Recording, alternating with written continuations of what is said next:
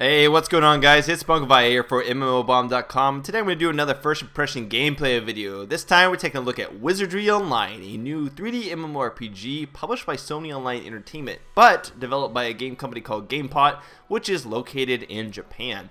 Now, the Wizardry Online franchise itself has actually been around for quite a long time, since 1981 actually, on the Apple II. It was one of the granddaddy RPGs that actually introduced the grid-based dungeon crawling gameplay that we see today, or an evolved version rather that we see today.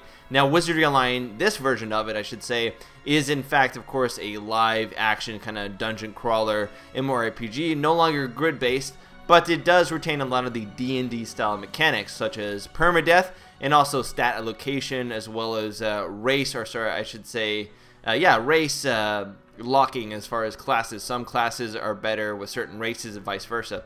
So let's go ahead and create a character. As you can see, I already have a character created waiting for us to actually explore the land of Follow Port. But first I'll show you the character creator so you guys can get an idea of how that works. There's several classes and several races for you to choose from. So there are 4 races. There are the humans, the elves, the dwarfs, and the porkul.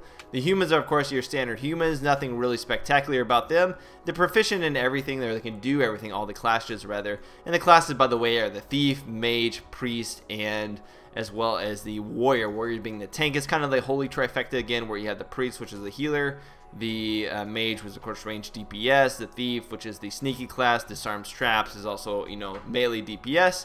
And then you've got the warriors as well, which are the tanks, which I believe I may have said, I don't know. But anyways, if we continue on here, we can look at the different classes. Each of these classes have different stat attributions over here on the left, so they will start off with different amounts of HP, which means that different HP and MP, I should say, which means that certain, of course, are better at certain classes. So for example, the elves are ill-suited for fighter class, but they are very good at anything that's intellect based, you know, healing, DPS, if you're a mage. But let's go ahead and make a dwarf here. I'll show you guys here that we can make a dwarf. Now if you look at the female dwarf, it's not really much like a dwarf, looks more like a ram-headed little girl, but yes, this is a dwarf. She's got thick thighs and a really short skirt, but alright, let's go ahead and make a male dwarf. Oh yeah, by the way, the porkul, look at these guys here, little fat little kids, just roly-polies. One thing I should mention is, if this game reminds you of any JRPGs from like the PlayStation 2 era, that is because the creators are fans, or number one, they are from Japan, and number two, they did kind of use that same kind of style, or even the dialogue in the game itself is kind of scrolling combat, or scrolling text, where you run up to someone and you have like a group discussion with them back and forth about the current storyline, etc. So it is very much like a JRPG in that respect. So if you like that style of play, then you'll definitely enjoy the kind of atmosphere this game puts on. So of course up here we can just put our name, and then we can choose our alignment. Now certain alignments allow you to better do certain classes. So for example, neutral characters are ill-suited to become priests, but lawful characters very good at choosing priests or fighters. Now you do have to choose an alignment, and of course if I choose chaotic, I can still be a priest or fighter, but I can also then be a thief. And if I choose neutral, I can be a fighter or a thief. Now if I am chaotic, I'm pretty sure I will be less good at being a priest as if I was being a lawful, because I use, you know, the holy magic. At no point though can a dwarf, at least a male dwarf, be a mage. In fact, it looks like I would need a total of 8 intellect points in order for me to be a mage. You see I have 3 here, so I'd have to increase this to 3, and then I would be able to be a mage. So it's ill-suited to begin with, but you can still tailor your character to force yourself to be a certain class.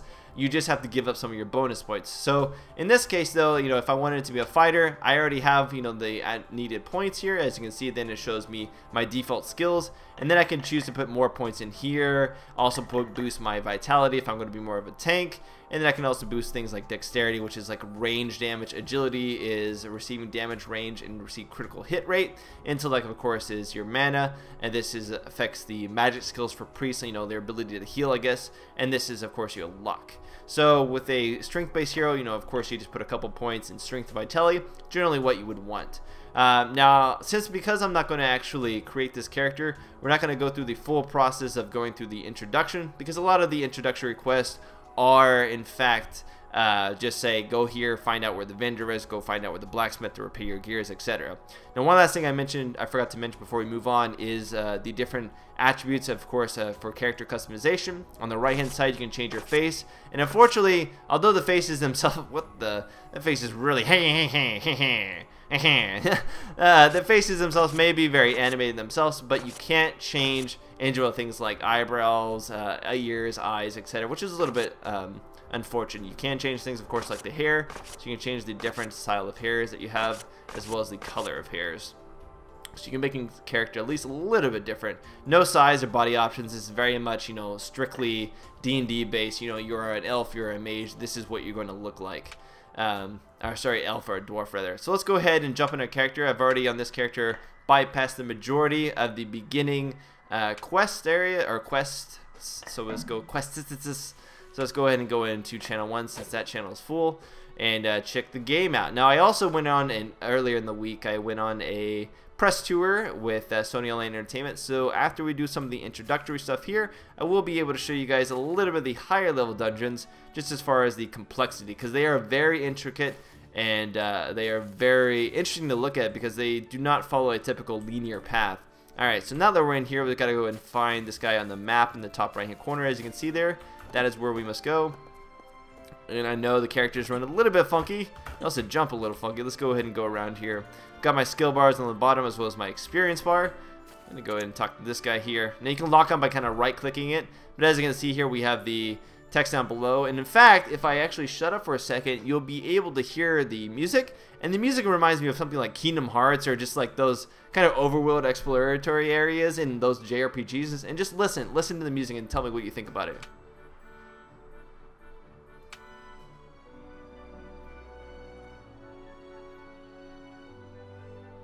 It's kind of like that orchestra music. So I'm going to take this trial, by the way. This trial actually finishes my training area, and I believe it actually is going to transport me, yes, into the first dungeon. So you get the first impression of the dungeons here. I'm just this lowly guy, lowly mage. In fact, this elf mage is what I've chosen to be. I have got a flame arrow, and I've got a poison gas, which causes the target to be poisoned. And this one, of course, sets them on fire. So let's see if I can talk to this guy. Battle Instructor, what do you have to say to me? I will explain about battles, well as secondhand knowledge from Master Garnoff. Alright here, so what would you like to ask? We can talk about HP, MP, OD. Now OD is probably a good thing to talk about, because that's how you use your skills. OD shows your ability to perform various actions. It gradually increases when your attacks hit. It is necessary when you use physical attack skills or dashing. The upper value is fixed at 200 and not a bit more. Alright, so for me, I'm not really a melee kind of attacker, so I will in fact use MP to cast the majority of my spells. So the rest comes with experience in actual battles. For attacking monsters around you, that'd be the fastest way. So it is kind of directional based combat where you will pivot a little bit, but you can lock onto a target as well. Now I can grab this by hitting F, and then I can actually use my arrow keys here to open the door. So it does involve, you know, kind of working together with your teammates in order to move forward. So let's go ahead and move up. Now, like I said before, using a thief is something that you kind of need in later levels in the game, because of the fact that thieves will be able to see traps on the ground, and traps will do a lot of damage to you. So you will need to disarm them. So as you can see, he's talking about the traps right now. So I'm Cerbicus. I like to give people advice. Okay, nice to know. Would you guys like me to do this voice more? There are a number of traps like the one you triggered. So this is one of the things I talk about, where the text is a little bit slow. You actually can't skip it very fast, which is why I skipped a lot of this, just to get you guys where you are now, where you can kind of see the dungeon-based area. It is very much like it takes its time to showcase the text and the dialogue and the interaction between your character and the people in the world. And at some points, it is very necessary to pay attention. I remember during the press tour, they mentioned that it is very important to pay attention to what some of the characters say, especially in dungeons, certain dungeons, because they will tell you what traps to look out for, or what there are puzzles in the different dungeons that you will have to do as a team or as a group, and you'll have to pay attention to what people say, what certain people in the dungeon say, in order for you to figure out the traps or figure out the dungeons. And right here, what it's actually talking about is when you die, you become a soul. And once you're dead, you have to go to a certain statue in order to resurrect yourself. Now, the more you die, the less chance you can resurrect yourself successfully. What that means is, eventually, there'll be a high chance that you will perma-die, so you will not be able to resurrect completely at all. You will lose that character. So how do you get around this? Well, you can offer up an item. Well, number one, you don't die, but you can offer up an item to the statue to kind of increase your chance a little bit, like 2 or 3%, to kind of build your way back out of the death scenario. And then also you can just kind of bite the bullet and just lose 10% on that character. So as you continue to level up, you notice there I just died. As you continue to level up, and if you die a lot, you're going to have a harder and harder chance to get to max level because you have died so many times that if you're trying to clear a very hard dungeon, you may not resurrect at all. So alright, so now I'm in this dungeon form here. You'll notice in the top left hand corner, these are my revival rates. Now if I was to lose one of these, I would lose 10% of my revival rate. And the way you would actually lose that is sometimes, even in the soul world, there are basically like these reapers. And a reaper will be floating around this area, and if he touches you, he will remove one of these, essentially removing 10% of your chance to actually be revived, which would be terrible. There's my poor body. So I'm going to come up here to this guy, I'm going to examine it. And as you can see, I can get a revival rate 100%, no gold. Of course, you have to use gold to revive normally, but right now this is a trial. So I can revive 100%. Now, if I wanted to, I could offer up an item here, and that would increase my chance. But because I'm at 100%, there's no need to actually do that. I can simply say revive, and I will get my revision. So if you fail to revive from Ash, your character will be lost and cannot be used again. All items, including cash items, will be lost as well. Continue revival. So we're going to go ahead and revive. Now, one thing I should mention, if you revive, or if you do not get to a stone in time and someone uncovers your body, they can steal your items. One thing I need to mention is, in the dungeons, which you'll see later on when I show you the higher level dungeons, in the dungeons themselves, you can actually, it is open world. It is not a instance based dungeon. So everybody can be in a dungeon. There can be several people in a dungeon at once besides your party. And if they choose so, they can openly PK you guys and kill you and try to steal your gear or steal parts of your gear. Now, these people are labeled as bandits, and once we get back to the main town, I can show you what happens to them. But just so you know, as you can see, you know, having this sort of weird dynamic where you're in a dungeon with other people, but yet, let's go ahead and talk to this guy. You can enter a dungeon with your own party, but yet people can go in there and openly PK you at the same time. It really creates this risky sort of dynamic where, hey, okay, a strange power prevents you going forward. What do I have to do? Let's come this way here. So we got to fight this guy. Alright, so here's our first combat. Now, I can lock onto him by right-clicking, and then simply I can hit 2, I believe. Oh, yeah. So I need to bring out my... By hitting my middle mouse button, I'm able to... Let's go ahead and equip my actual weapon. By hitting my middle mouse button, I actually unsheath. You have to unsheath your weapon, because in town you can unsheath your weapon too. And when you unsheath your weapon, what you essentially do is indicate, hey, I could possibly be attacking people. So let's go... I've gone ahead and poisoned him now, although I don't really know how a zombie can be poisoned, seeing as he is already dead. But yeah, okay. So let's go ahead and finish this guy off, and he should burn to death. Alright, so now he's falling down, and normally if he had gear, I can like go over top of him, and of course pick up his gear. So let's see if we can continue down this way. Now, so yeah, you have the interesting dynamic of having players being able to PK you openly. Let's go ahead and pick this up. The fountain's brimmed with water, has enough for 5 more drinks. So I can actually recover my mana here. So you do, you know, there is no sort of resting period. Level increased to 2. Awesome. So if I open my skill tree here, I can show you guys my skills. So I can put down these 2 paths. We have Witchcraft and Aggravate. Aggravate, which essentially is the poison gas, or I can go for more direct damage. I'm going to go for poison gas because that seems interesting here. So I'm going to go ahead and spend a skill in there. And I can spend 1 more in there as well. Now, the more points I spend in these, you'll see I'll have class specialties. You'll see that once I hit level 4, my max magic attack will increase, my max MP will increase at level 7. So you have these kind of like standards where your character will have these kind of milestone increases in their attributes, which is actually pretty cool. Down here you also see your loot time, your max weight. Oh yeah, there's a weight system in the game, so when you bring up in your bag here, you can only hold a certain amount of weight. You'll see 4.4, and if you start to try to carry more than that, what you'll end up happening is you'll see this keeps increasing my HP, etc. You'll start to be slowed down, or you can't do anything. You do have to get rid of a lot of that.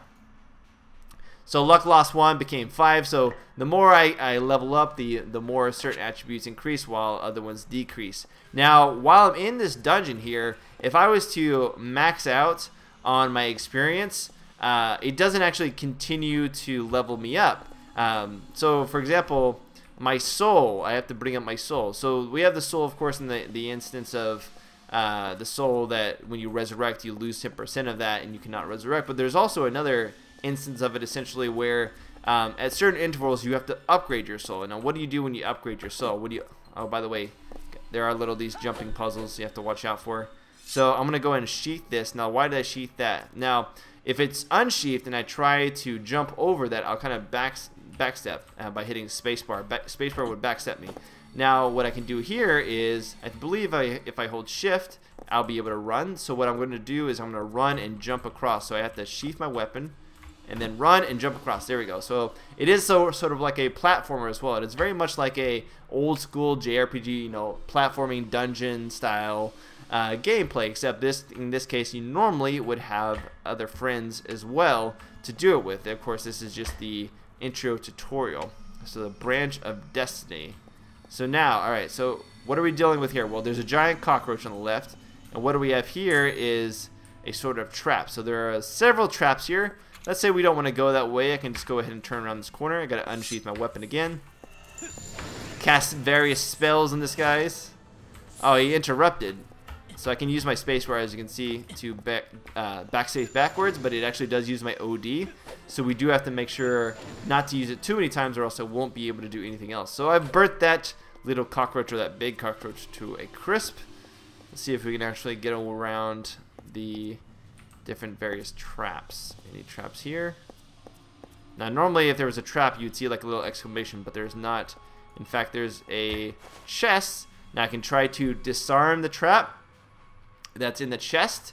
It could possibly kill me, or I could give up. What I'm going to go ahead and do is disarm it, and poison gas is what happened. So now I've been poisoned by this unfortunate gas, which will permeate and do a lot of damage to me for a lot of seconds. Now, how can I, is there anything I can grab here that will not kill me? Nope, I'm just going to go ahead and die. So here you have it.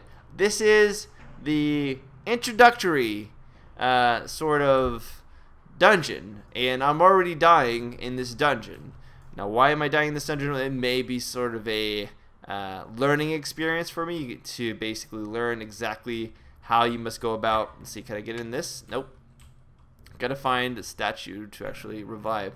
It's a learning experience, basically. So it tells you that, hey, some of these are really bad to open. Thief class is obviously the best class to open that up without triggering the trap, because as you can see, when you trigger the trap, it will kill you. This isn't, we're not talking about a little bit of damage here. We're talking about quite a lot. And in fact, when I was going through the, alright, this is the wrong way.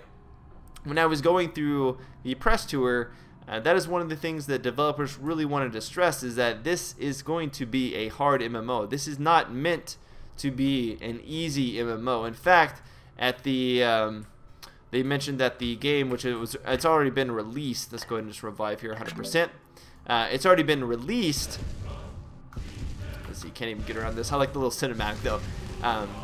It's already been released in Japan, but no one is in fact max level yet, because of the fact that it's so hard to get there sometimes. So it is really a game for those who really want that sort of hardcore experience. By the way, the monsters do respawn, so you do have to make sure that you don't backtrack too much, because if you do backtrack enough, you'll find out that monsters respawn. You have to work your way through all of them all over again.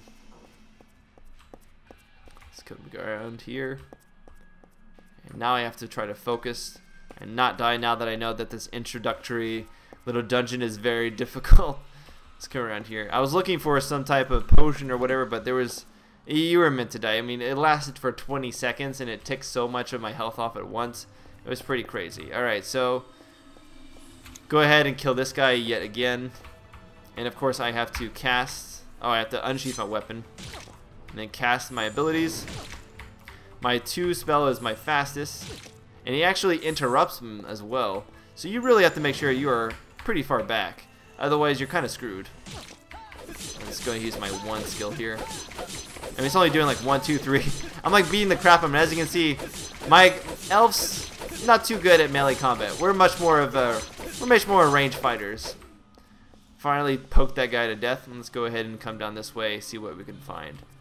So I no longer could open that chest, or rather I did open that chest. Is there anything in it? Nope, because the chest destroyed everything inside when I released the trap. Alrighty, so let's come down here. Up here we just got the different little emoticons to actually use. Now I have to admit, choosing a magical ranged class for this little introduction to the game may have been a bad idea, simply for the fact that it is very unforgiving. Alright, I gotta cast my best spell first, the one that actually target's too far away. Alright, come on. Come on, alright. Dang it, come on. So you gotta really think out your attacks here. You can't just willy-nilly walk through this dungeon. You really have to make sure you really plan out who you're attacking and what you're doing. You know, of course, normally you'd have a team to do this together. But even on your own, some of these dungeons, while you can just complete them on your own, it would be better to do them as a team. Because as you can see, certain things can be pretty difficult. Now, granted, I'm only like level, what, 2 or 3? But even still, imagine, you know, as you level up, different dungeons, much harder enemies, more than just simply, you know, zombies and little cockroaches. Alright, so let's go ahead and move up here. Developers also mentioned that they really want gear to be somewhat difficult to obtain, so you do have to work for your gear in the game, and you know, keeping that gear is definitely just as important, because if you think about it, you're going to be working against players, people who have, alright, did you finally die yet? People who could possibly PK you for an item that you worked really hard to find. And they mentioned that some of the QA testers that were playing the game talked about certain items as if they were their children, because of how rare they were and how precious they were and how much they didn't want to lose them. Alright, so this guy should die here. I don't want to waste too much mana.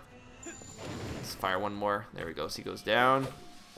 Now, let's see if we can just scoot by these guys really quickly here. No, I will have to kill one more, but I should be able to get out through the door. So like I said before, with the soul system, what you have to do is you have to make sure that you keep leveling it up, because if you don't level it up, it'll fall behind, and if it falls behind, you won't keep leveling up in a dungeon. What it means is you'll keep retaining the experience you gain in the dungeon, but you won't be able to use any of that experience towards putting towards new levels until you get back in the dungeon and unlock that ability with a new soul unlock, or a soul increase, I guess you could say. So let's go ahead and open that up, and then I finally get to the end here. Like, man, this is so hard. Alright, come back to me again when the 3 hearts become 1. Man, it's like this super complicated dungeon. Alright, so this is introducing the next area of mechanics.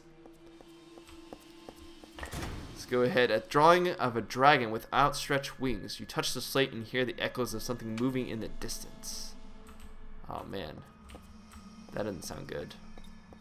Maybe I gotta do that 3 times? 3 hearts become 1, you know? Alright, this place is really spooky as well. So as you can see, these dungeons are really elaborate, and you can almost get lost in them, because certain areas are very complicated. Not really sure if we'll even get time to show you guys some of the higher level stuff today. What was that noise? Oh god, slug! Green slime monster! What are you doing, green slime? Can I... No, I need to... I keep forgetting to unsheath my weapon. Alright, so I want to... There we go. So let's go ahead and move back here so he doesn't get me. So what I mentioned is we might not actually even get a chance to show off the higher level stuff, because it's really important to show you guys all these different unique mechanics that are in the game. Now, one thing I can mention also is that you're not limited to just one class per character. Now, what I mean by that... Alright, finally killed the little slime.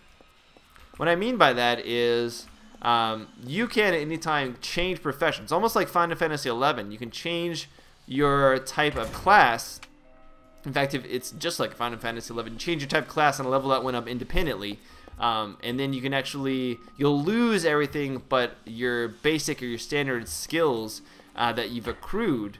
But let's see, the 3 hearts become 1, and 1 being gain endless power. You may advance beyond the curtain of light. Yes. But you'll be able to retain some of your abilities, but you'll lose a lot of the other stuff. And you'll be able to retain some of your items as well in sort of like a shared bank area.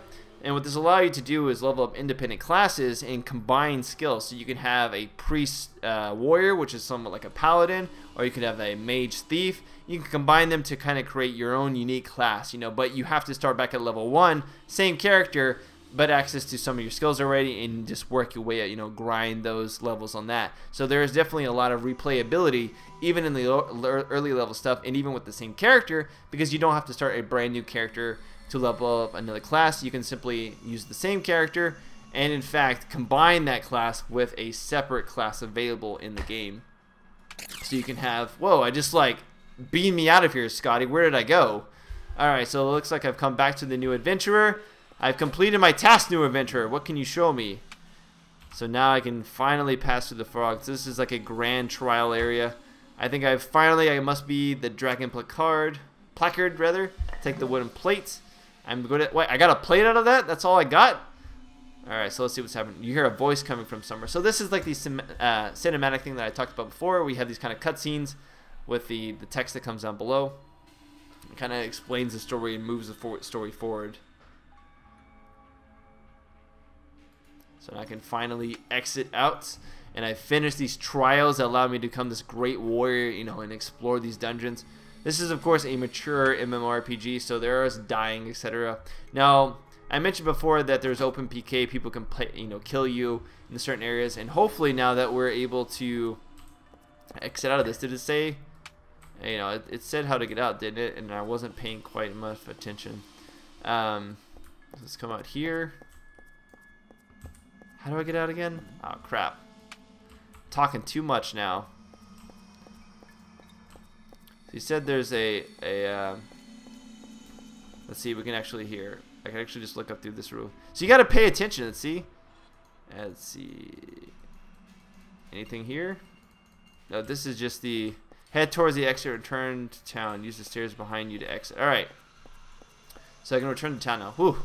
So you do have to pay attention, or else you're just going to forget where you exactly have to go, and should be able to exit out of this way. Finishing this out, finally. So that actually explains pretty much the majority of the interesting mechanics. That guy just got hit in the head with what looks to be a pan or some kind of shield. And as you can see there, some traps will affect multiple people other than just one individual. So you do have to make sure you don't hit all of them at once. Basically let the thief go out, try to detect them and disarm them before moving away. Again, very much traditional D&D style mechanics. Hey, wait a minute. Just kidding. You're okay. Ha ha ha ha. Alright. You've been down in the dungeon way too long. Am I going to stab you? Come on. Stab him. Stab him. Looks like I pushed the wrong button. Man, my guy is uptight. He does not take crap from anybody. Made one joke, this guy pulled his weapon on him. Wow. But it's alright, he only hits him for 1 damage. He's just a puny little elf, so that guy has nothing to worry about. It's like a paper scratch. Alright, so let's go ahead and open this up here. Open this door. I'm not sure if these can be done with multiple people to make it faster.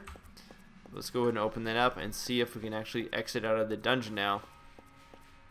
So give driving card. Should be able to get out of here to exit and see if we can actually finish this quest. Hopefully. Yes. So I talked to this person and we should be able to finalize our little quest here.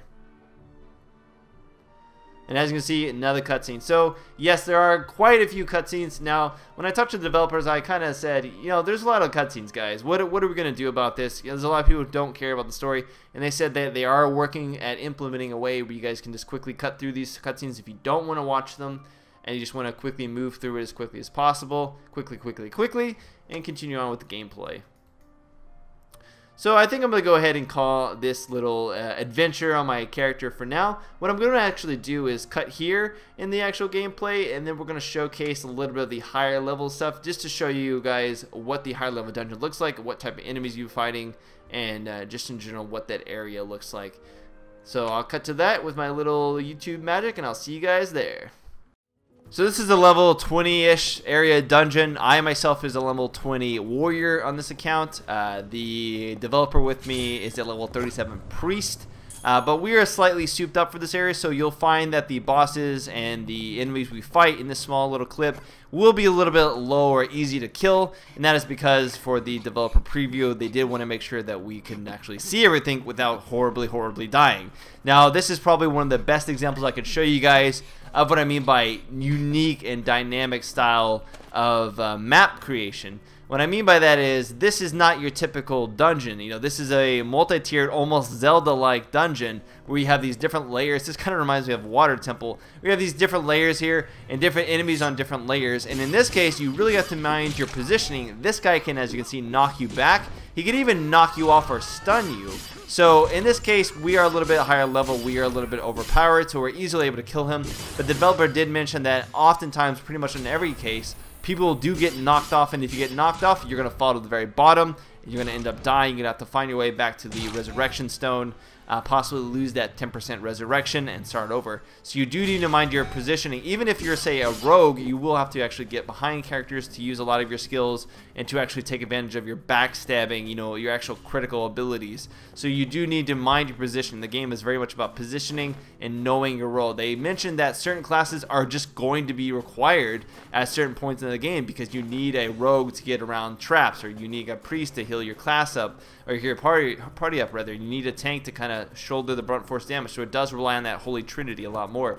The dungeons themselves have all these different pathways that you can take, and this really opens it up both for parties to actually explore different areas, as well as you can see, there's a player that just ran by.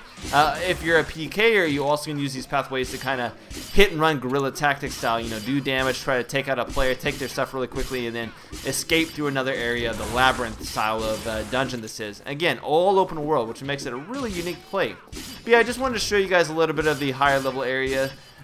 One thing to make note of is that you didn't actually get to see in this is once you've actually completed a dungeon, you've reached the end, usually there is a boss that you fight, so you will actually have that classic style dungeon crawler boss fight at the end that will give you, you know, a reward, percentage of how well you did, etc. But these dungeons do take a long time to do. We're in these dungeons for over an hour easy, so they're not really quick grindy dungeons. This is something like a dungeon you would expect in an MMORPG, you know, and you do this a lot. So it does really focus on teamwork, and although you can do these dungeons alone, it's best to do them as a team. But overall, that's been my first look for Wizardry Online. I hope you guys enjoyed this first look. I'll see you guys next time. This is Spunkify. Spunkify out. Later, guys.